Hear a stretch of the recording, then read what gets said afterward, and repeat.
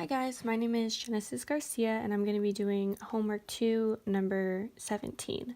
The problem says the lowest note on a grand piano has a frequency of 27.5 hertz. The entire string is 2 meters long and has a mass of 400 grams. The vibrating section of the string is 1.9 meters long. What tension is needed to tune this properly? So the first thing I'm going to do is write out my knowns and unknowns, which are... First, we have the frequency, which is going to be 27.5 hertz. And then we have the length of the entire string. So I'm just going to do length T for total, which is 2.00 meters. And then we're given a mass of 400 grams, so M equals 400 grams.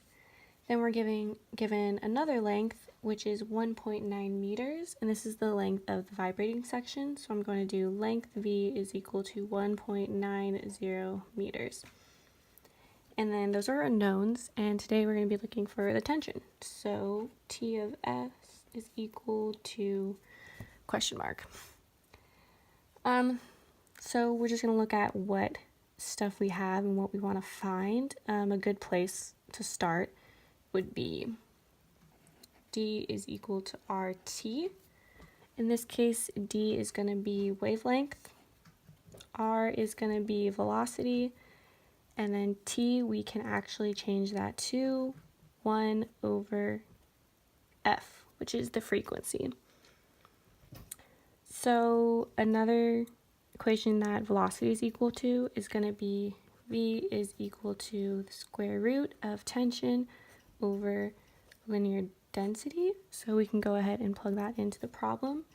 Now we have wavelength is equal to the square root of tension over linear density times 1 over the frequency. So we pretty much have everything we can plug in so far except for wavelength. And we know that this is a standing wave on a string.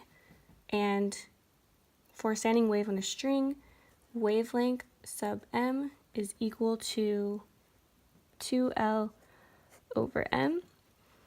And for that to fit into our problem, since we don't have m, we can just change that to wavelength sub 1 is equal to 2L over 1. And then we can go ahead and plug that in. So now we have 2L over 1 is equal to the square root of tension over linear density times 1 over F.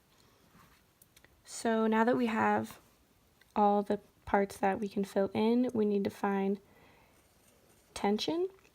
So we're just going to rearrange the equation so that we can find what tension is equal to.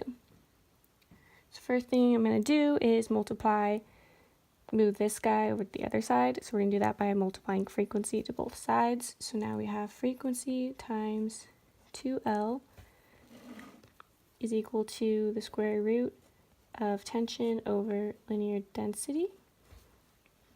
And then we want to get rid of the square root, so we're going to square both sides. And we have frequency times 2L squared is equal to tension divided by linear density. And the last part we need to do is move over linear density to the left side so that we can find tension. So tension is equal to the linear density times frequency times 2L squared.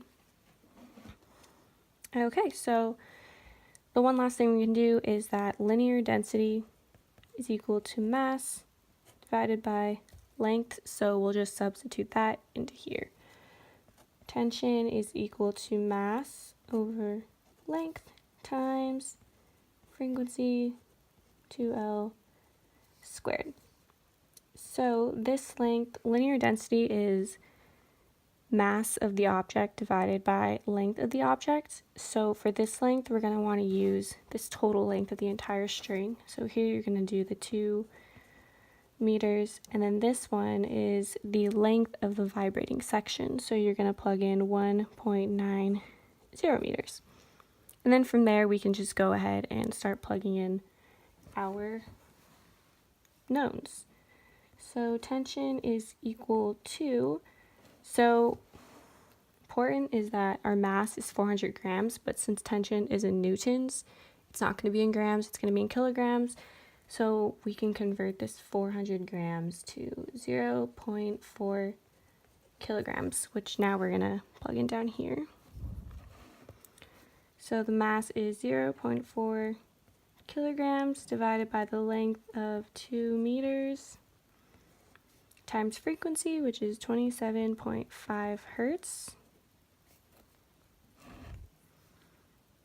times 2 times 1.90 meters and squared. And then once you put all that in your calculator, it's going to be equal to 2,184 newtons, but because of sig figs, it's going to be equal to 2,180 newtons. And that is the tension needed to tune this properly.